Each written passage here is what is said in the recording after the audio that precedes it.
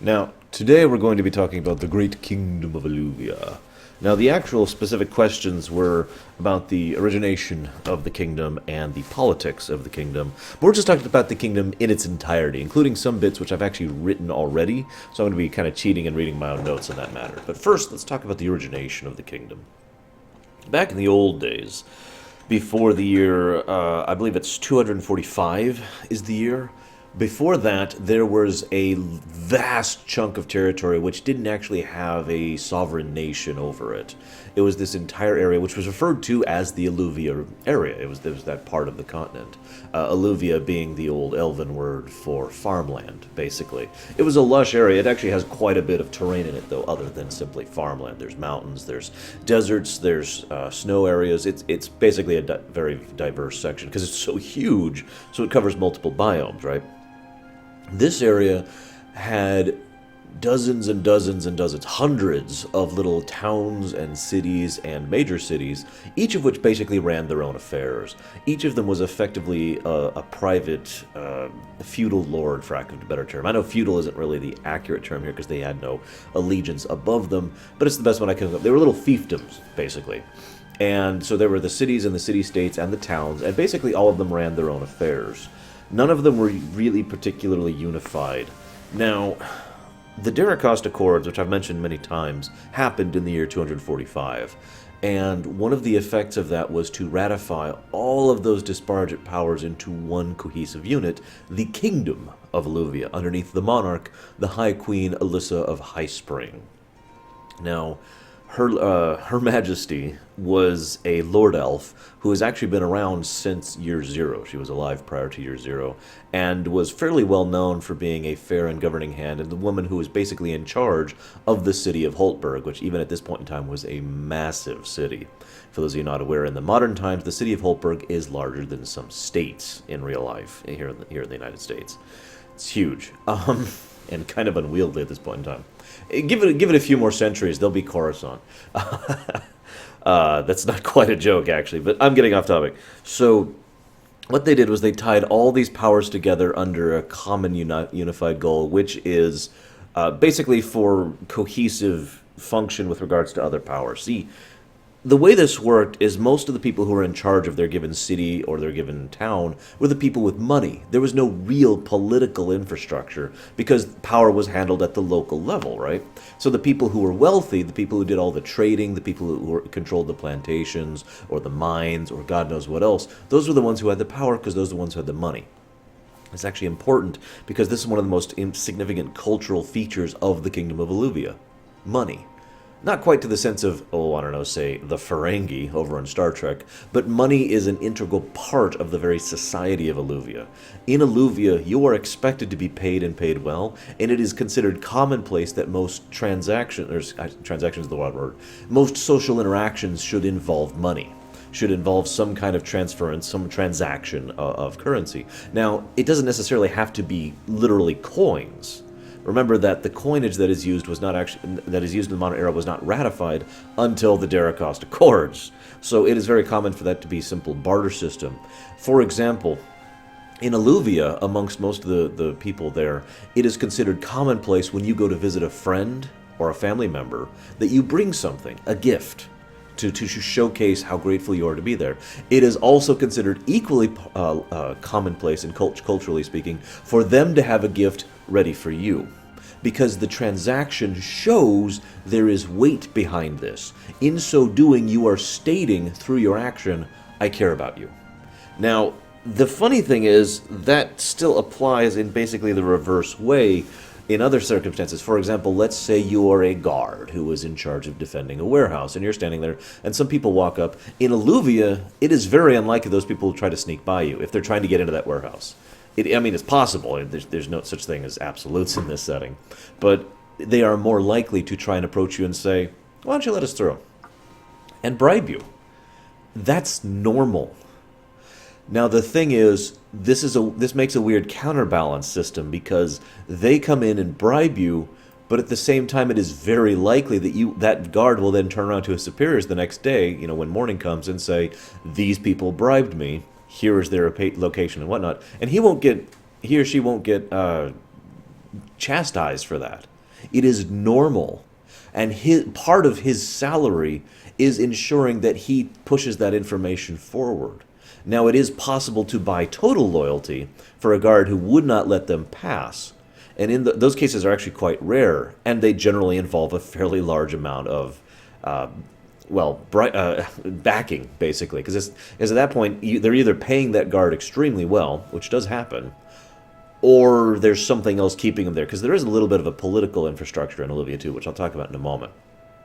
But I mention this again because this is probably the single most core element of Aluvian society. Currency, transaction, trade. It's a big deal for them. One of the earliest things that children learn in schools in Aluvia is how exactly transactions work and the relativity of value. One of the earliest lessons, one of the most common lessons kids learn in schools is, okay, here is a block of wood, and here is, a knife or something like that. They give one to one kid and one to the other, and they say, okay, which do you value more and why? And then they try to explain relative values to get across the idea that one person may value A more than the other person values B. Thus, the two trading would be beneficial to both. This is the weird thing. There is this unstated undercurrent of Aluvian society that makes this oddly not selfish. It is selfish, don't mistake me. It is self-interest, but it is mutual self-interest. It is the cooperation that defines Aluvian society. Again, the unstated concept that all of Aluvians understand that as long as we keep this trade constantly flowing, we're all happy. I can make myself happy by ensuring that this person is happy, who will then help me to be happy. And that's how Aluvian society works. It's this constant cycle. Now, that's not quite true anymore, but that's how everything started, and there is still that cultural understatement. It's also one of the biggest reasons why there's a very strong feeling of national pride amongst Aluvians. It's funny, because one of my players actually manifested this without me having to tell him to. Coulson did this. Aluvia for Aluvia kind of a thing. But that is a very common perspective. Most Aluvians feel that Aluvia is the way to be. Because we all keep each other happy, we all keep each other going, Now, that kind of hit a snag 30 years ago, but I'm getting ahead of myself. So let me talk about how the politics used to work, okay? So when all the wealthy magnates and city people and all that was just formed into the kingdom, well, here, I'm just going to read my notes directly, so forgive me. There was a constant cycle of this trade situation, which was being used by the wealthy magnates and patrons, who used their influence and resources to maintain this nonstop balance between them. In this old system, the military was entirely cell-based, each cell being structured around a given wealthy individual, family, or group. Usually this was at the city level, and rarely this would go higher. In other words, for all intents and purposes, there was no military, there were just guards. This military was poorly structured, trained, and equipped, but there was no real need for military in the modern world. In fact, the very word war did not enter vocabulary until it was introduced by the Daracost during the Dry Range incident. Now, the High Queen was the woman chosen to be the monarch. I mentioned her earlier. She retained sovereign power over the entire kingdom and was very active in the day-to-day management of the bureaucracy. She created two aspects of the Aluvian government in order to assist her in maintaining power.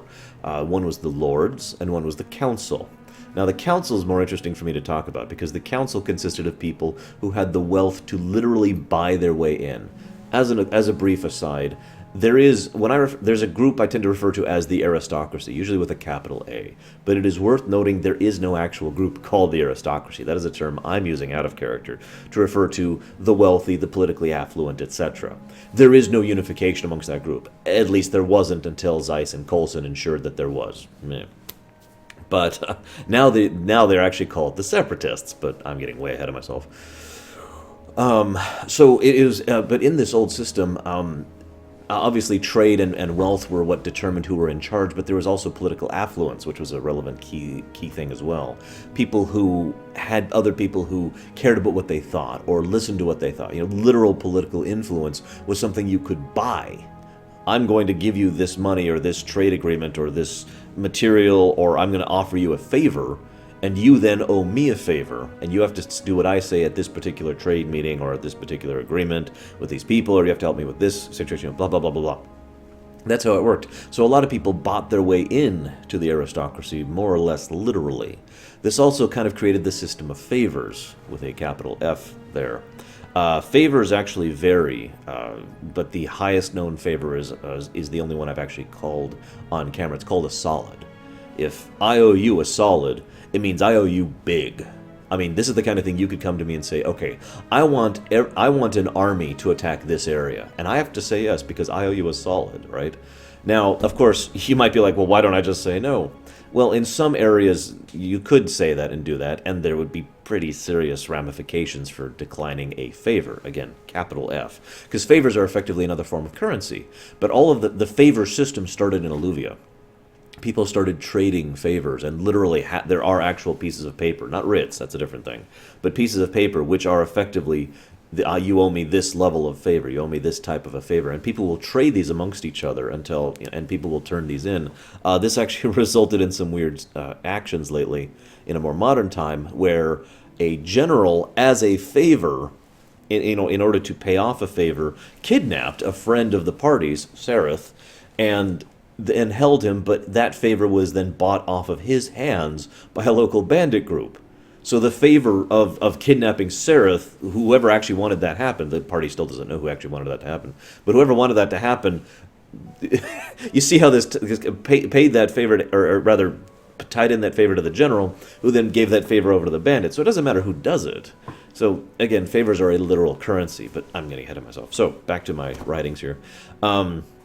So the council was people who could literally buy their way in. They had to put in money into the kingdom. It actually went into the kingdom's coffers to be spent on national level things, and they had to buy themselves, in terms of favors, their position. They had to have a sufficient number of favors so that the rest of the aristocracy would support their personage in the council. It's one of the reasons why the council consisted of a fairly small number of people for most of its career. So this was a calculated move on behalf of Alyssa to ensure that only people with resources and influence would be in the upper hierarchy. Hierarchy? I can never say that word. And since anyone could buy their way in, they would be actively invested in maintaining their position through the only method that was ratified, her personal approval. In other words, any council member could buy their way in, but she could kick out any council member like that. She had the political right to do that at will. And so they had to constantly vie and deal with each other. So that with this threat over the council's head, they walked this very fine line where they were happy with where they were and terrified of losing their position. And so they had to constantly use this to balance themselves in this situation. You might be wondering, what's the point of this? Well, the point of this is actually very obvious. It ensured the most politically ambitious and the most wealthy members of Aluvia were taken out of the picture. They became part of this council, which had political power, but they would use so much of their time and effort just maintaining their position that they wouldn't influence, they wouldn't exercise that power. So these people were like, aha, I am now a council member. Oh God, I gotta stay here. And so they were, for all intents and purposes, they were taken out of the equation. She took a different tactic with the lords. She divided up Aluvia into the provinces, each one centered around a major city. I've talked about major cities before. I'm not going to discuss that here. Holtberg, Glendenwood, Rithwick, Cragstone, and I think that's it, actually. Those are the major cities. So each one of those became a province, and each lord would be in charge of their given province and everything basically within there. The thing she did with the lords is she specifically sent out her personal agents to find people who met 4 qualifying categories. Number 1, no political standing or influence. Number 2, no wealth. Number 3, they had to be very charismatic, and number 4, they had to be very intelligent. She took these, so her agents brought all these people before her, where she would test them personally, and only the ones who succeeded at her pretty trying tests would actually be chosen to become a lord. She actually wanted people who were leaders. She wanted leaders with charisma, with intellect, with tactical know-how, with strategic capacity, with long-term thinking. She wanted people who were not going to be invested in the game of politics or money. She wanted people who were invested in the kingdom and the people of it, of Aluvia. Now, there have been, the lords have changed a few times over the last century that the Lords' Council has been established. But the only ones with the power to remove or replace lords were her, and ironically, the Council, which, as I already mentioned, they basically never used that power. So, for all intents and purposes, she was the only one putting new lords into place. And as a result, across history, there's actually only been one occasion where a lord's family member, their child in question, actually ascended to become the new lord when they retired. All other cases, it's been someone new who has been selected by those agents. All of this went to hell about 30 years ago during what is known as the Dry Reach Incident. Now, any discussion of any nation is going to involve a discussion of the Dry Reach Incident. It is impossible to ignore. The aristocracy and the council both found themselves in the same boat. They had absolutely no idea how to deal with this situation. It was several months after the incident that they finally got into contact with the Darakost and finally got a name for their enemy, the Tumarok. They didn't even know if that was a group of organization or a people. They had no concept if it was a species. They knew nothing. And this is also when a few other things entered their vocabulary, including the word war. They had no idea how to deal with this, and there was a few months where there was this horrible screaming fear going through it, because money, resources, influence, favors, none of that can stop a threat like the Tumarok were. So what happened was the lords kind of stepped in and completely overturned the government of Aluvia by themselves. They did a few things. First of all, they basically used the military units that were under their personal command and nationalized several powerful and wealthy companies within their given provinces. All of them did this, each of the lords. And in so doing, they ensured they had a sudden large amount of capital, which they then used to buy up favors and debts. They then turned that around into a massive profit in a very short period of time at a loss. What they basically did was they drove themselves into massive amounts of debt, but they had the capital and companies necessary to do so because within a couple of years that debt would then be paid off, if that makes any sense. So the reason for doing this was they needed a huge amount of capital, a huge amount of resources and funding and favors now. And the reason for that is because they completely overhauled the entire military. From this point on, the military went from being, guards, which took care of individual matters on a city level or a company level, to being the provincial super powerhouses that they were. They basically completely revitalized the military. It practically created the military for all intents and purposes. Now, the new military was a little bit different. It was still cellular. They still kept that idea. Basically, each province has their own completely separate military. Now, there's no infighting amongst the lords. They all have agreed, at least in the modern era, in the last 30 years.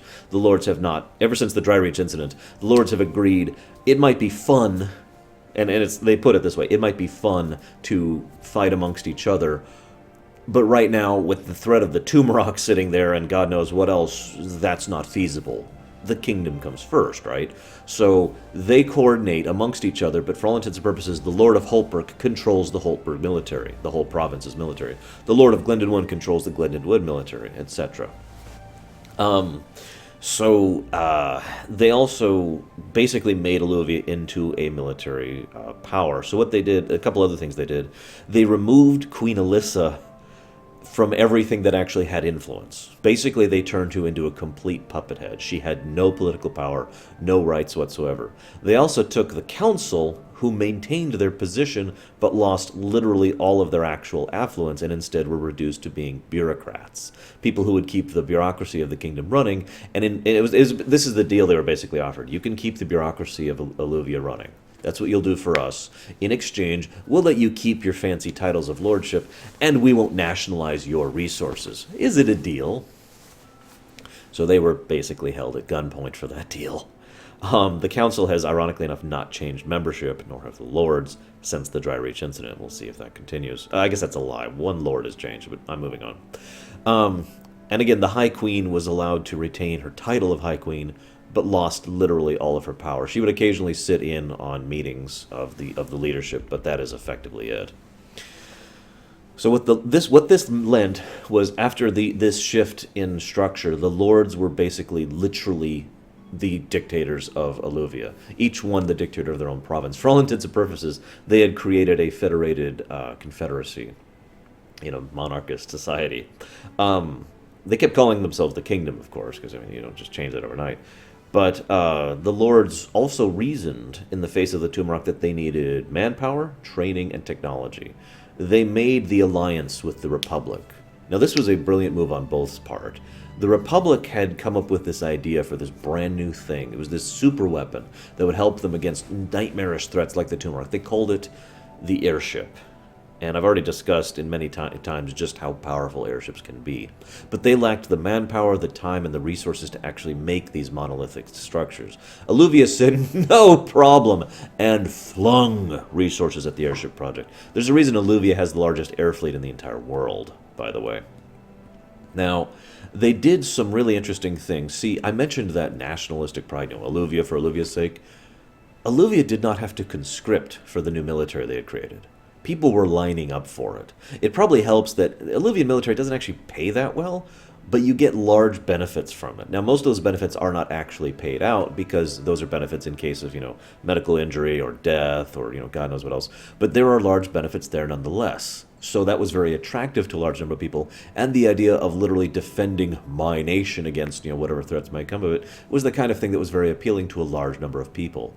It's no surprise that the dwarves in particular became one of the most if affluent races amongst the Aluvian military. Although it wasn't dwarven run, it's just statistically speaking there are more dwarves in the Aluvian military than the other races, half-elves, elves, lord elves, etc. So this turned these people into career soldiers, for all intents and purposes. They stopped being well-dressed mercenaries with a flag by their back. They actually had formed a career military. And again, basically several militaries. They also did one other thing. They made a new province. They built this new city. Well, let's be frank. They built a fortress called Lytlethorpe, all the way down south near where the Tumorok border was, of the Dry Reach Zone, as it's now called. And this was a massive, ridiculously advanced, powerful, incredible fortress designed with the latest technology and magic. Magitech wasn't really a thing at this point in time. As an alliance between the Republic and Aluvia. And as a result, they also made a huge chunk of the surrounding land be given to a new lord who they appointed as lord of that place. Lord, what's her name? Hang on, I have her name written down right here. Ayandia of Floralwind, a half-banderling dragoon woman, actually. Ayandia, that was her name. And she was given the title of lordship and given a province for the sole reason of the fact that everything in that province would then help support her military efforts along the border. It's the same kind of concept of being landed in certain aspects of society. In other words, this land is here to support you so you can keep doing military things in support of your kingdom, right? Effectively turning her into a vassal of the rest of the lords, even though she was technically equal in power. This also kind of changed one other thing about Aluvian politics. This shifted the military into the position of basically being charged. This effectively turned this into a military dictatorship within each province. The military started running basically every aspect of mundane society. Police work, judges, that kind of a thing, infrastructure work, fire department, all of these things were now being run specifically and directly by the military. Investigators, judge, jury, constables, I mentioned a few other things here. So the military was literally the defining body of Aluvia from this point on. Now here's the snag. The way this works is, the lords basically created a massive kingdom-wide debt in order to make this military overhaul happen very, very quickly. They were then capable of paying off that debt, but they never stopped the increase of the military. There's a unique kind of a Cold War between the Tumorok, who have never attacked since, and Aluvia, who never stopped being afraid of them. And so Aluvian's military buildup has never stopped in 30 solid years. Aluvia has continued to build up and build up and build up. More arms, more technology, more magic, more troops, more airships. Like I said, they have the biggest airship fleet in the entire world. This is kind of a spoilery thing, but Aluvia now controls more airships than the Scions did when they ran the entire planet. So, the Aluvian economy can't actually support that long term. It literally is incapable of it. So many resources are being devoted towards this military buildup. I mention this because this is no longer a hidden fact. It has come to light for several party members that this is the real reason for the war against Nevere. They need Nevere. They need new markets. They need new resources because their economy is literally collapsing. And its rate of collapse is accelerating. Now, the Lords aren't stupid. They know this. They also know that they are faced with a choice. Bring down the military, cut it back to the point where they can self-sustain and not self-destruct, or do what they're doing, take more territory, and sustain themselves. They have stopped the acceleration of the military. They are no longer doing the build-up thing, but the only reason that is true is because they have to. The Lords as a whole still feel they are not military prepared for the Tomb Rock. And again, that's mostly because of fear. Although, not to spoil too much, but if the Tomb Rock decided to attack right now, they'd still probably win. Anyways, it would be more difficult than it used to be, certainly, but yeah. So, what else do I... so that's... now, there's a couple of niggles in this. I mentioned the aristocracy a few times. The aristocracy still maintains a bit of political and affluent power and economic power, but basically the aristocracy, after the dry reach incident, started to have to play a weird game with the Lords. The Lords had the military at their beck and call. They were supreme commanders of the military forces, and they had shown many times they have no problem nationalizing resources, basically taking them at gunpoint and saying, no, this is ours now, the end. They had done this in a few cases specifically for this buildup. Now, it is worth noting that most of the resources that were nationalized by the Lords 30 years ago have since been denationalized. It was necessary for the immediate buildup of the military, but once that was over with, they went and had let it go. Most Lords now have their own resources and companies that they use to continue to back themselves and to give themselves economic might and to buy favors and the like. But those are more legitimately acquired. But the point is, if the aristocracy, again, generalized force, if any of the wealthy individuals out there try to take umbrage at what's going on, if they try to actually challenge the Lords, well, they could be tried for treason and whatnot, but the Lords have found that to be an inefficient method because what actually keeps the aristocracy in check is they just show up with an army and say, this is ours now. And in some cases, they've given it back. Because the point is not really to take it so much as to keep the aristocracy in line. So the aristocracy as a whole, all the wealthy individuals that make up the Aluvian infrastructure and political power base and economic power base have constantly been trying to expand their own power, but mostly amongst each other, while still trying to not get the attention of the Lords. And yet a huge amount of them, and this should be no surprise to anyone, want a piece of that pie. They want to have more influence on a national level. They want to be more a part of the national. They want to be able to buy themselves into the council again. They want the affluence they had before. Even though, ironically, most of that was fake, as I mentioned, thanks to Alyssa's manipulating, because she was a brilliant woman. Some people, by the way, just to head off the question, because this was actually asked of me by a player, where is the High Queen right now? Nobody knows. Or I should say, none of you know. I know exactly where she is. If it makes you feel better, she is literally about to come back into the foray. I mean, when I say literally, I mean the party is at a point in time, literally a couple of days before she's going to come back into the scene. So I'll leave that there to whet your appetite. Let's see. So that's how the Aristocracy... one other thing.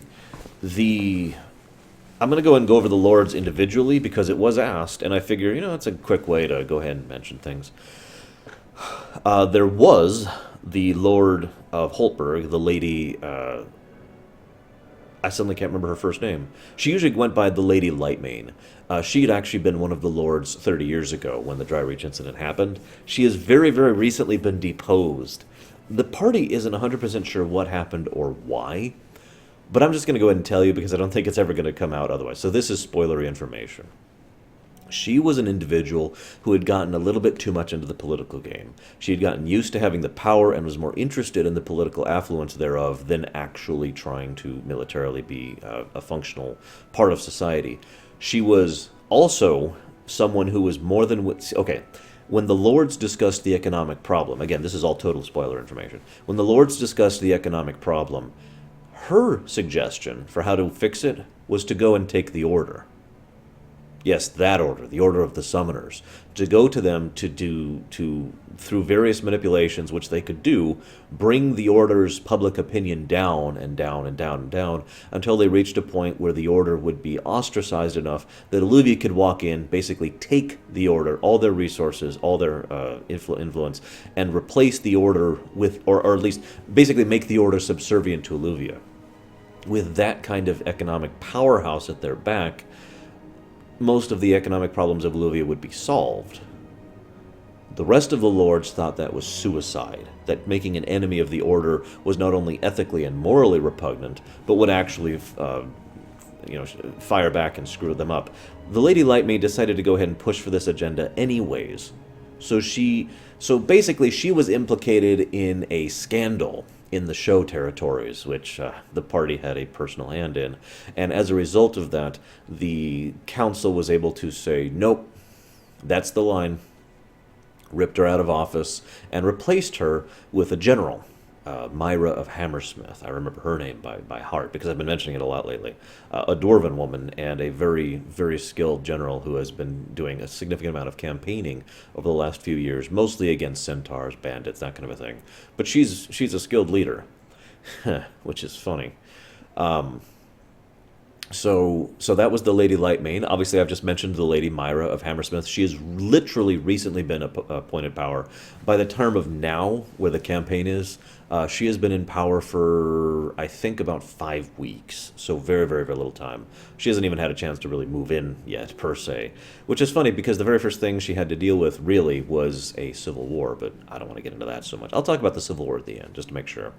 The other lords, Iendia of Floralwind, I mentioned her. She is the half-bandling woman who is in charge of Lytlethorpe.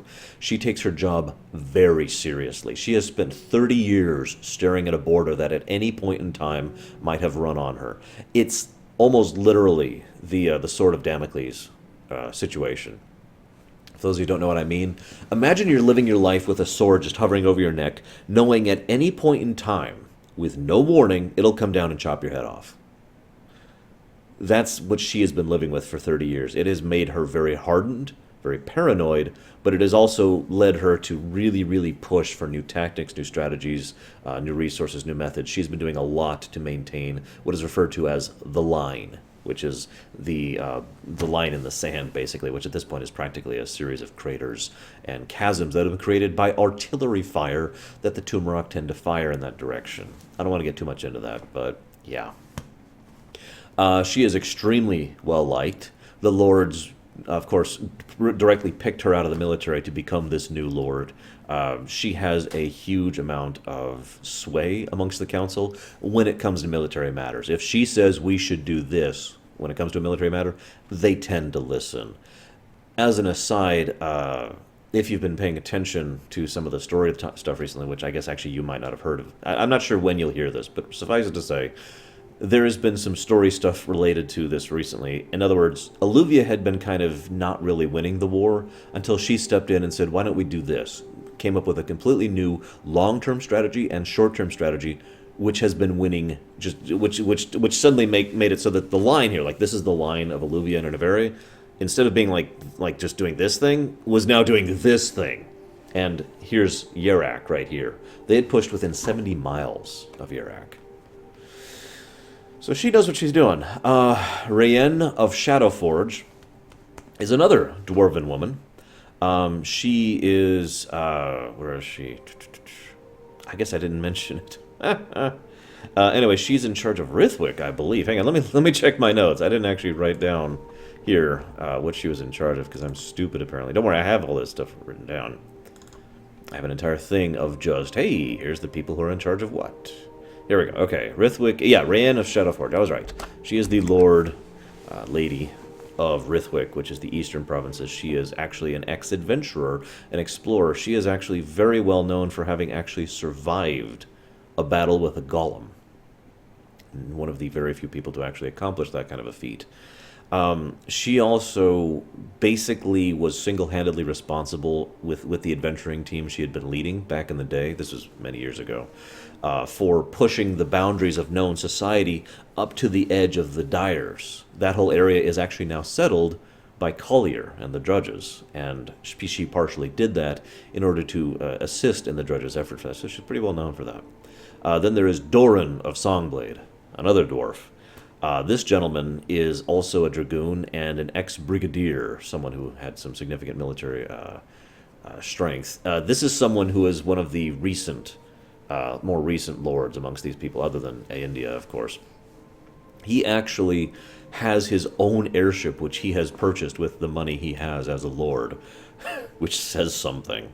And he actively campaigns constantly. He also, of course, he tends to, he is the Lord of Cragstone, excuse me. He tends to campaign in his own province a lot, but he is also the individual, and his forces are the ones who are most active in the Osteth Republic. For those of you not aware, if I haven't mentioned this 1,000 times before, the Osteth Republic is a death zone. There are so many nightmarish, dangerous, horrifying creatures around there, and monsters that are everyday life for those people. It's one of the reasons life is so hard down there. It's also why there's so little internal strife amongst the Osteth. I mean, it seems like a paradise when you hear about how the social structure works there, but you have to realize that paradise comes at a cost. Literally, people die on a daily basis just to the surrounding wildlife.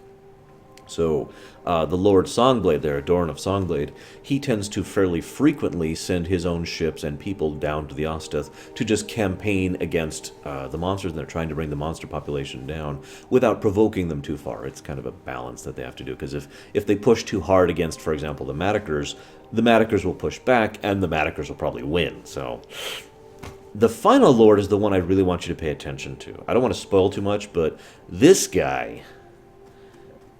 When I designed the Lord systems first, years ago, literally years ago, I started with him, Lord Farin of Silent Blade. He is smart, charismatic, very much a long-term thinker, and he is the type of individual who believes that his station will be bettered by bettering the world around him. Whether he is good or bad, that's his perspective. He is extremely well-liked by the military and by his people. He is hated by the local aristocracy, who is constantly trying to usurp or replace him, but he always just happens to be one step ahead of them. Remember how I mentioned that the Lady Lightmane had been deposed for her methods? Well, she had been framed for that issue back in the show, right? Lord Farin of Silent Blade is the one who framed her. He is also personally connected to Gavis of Death Touch. If you do not remember who he is, well, I don't want to go too much into what he is, but that name should have some significance for you. He is constantly a public figure. He makes it a point of being a public figure. He makes it a point of being relatively easy to make an appointment with him. Coulson himself actually found this out. Coulson has actually met Farin of Silent Blade in person, one of the only three, lords that Coulson has actually met, including Myra and India. And he was playing some interesting games. We actually did a role-playing back and forth of that conversation. He's a bit of a cold fish in his own way. I don't want to give away too much, but suffice it to say you should probably pay attention to that name in the future. Now, there was one thing I wanted to mention last, and I've already forgotten what it was. I was talking about the lords. Scroll up a bit. Talking about the Adventurers Guild. I don't remember the last thing. If I remember it, then I'll put an addendum in the comments or something like that. But anyways, that is the Kingdom of Aluvia and the military might of the Kingdom of Aluvia and the war that they've been pushing lately, which most of them agree is the correct solution, so not really valid to sue for peace, if you follow. We'll see how that works out. Oh, the Civil War! I knew I was going to mention. Okay, I remembered it. Okay. So very recently, timeline-wise, because of the hub being shut down, communication is basically fallen apart because so many of everyone had relied on the hub for communication, okay? Now, this is important because it means basically everywhere else in the world has no idea what's going on in Aluvia, and Aluvia has no idea what's going on in the rest of the world. There's basically a communication barrier between the two. Some of that might be deliberate. We're not sure. I'm sure, of course. But the point is, the aristocracy as a whole finally decided to start unifying. Most of this is because of the actions of Zeiss and Coulson. Both of them had been trying to court the aristocracy for some time in order to assist against this wrongful leadership and the usurpers and blah, blah, blah, because they argued that the Lady Lightmane had been deposed and there was a coup and all that fun stuff. This is interesting because if you remember, the Lady Lightmane was not liked by the lords for playing the political game a lot. That means she was very politically connected to a lot of the aristocracy. So they actually had a vested interest in trying to return Lightmane to power because it would boost their own personal benefits.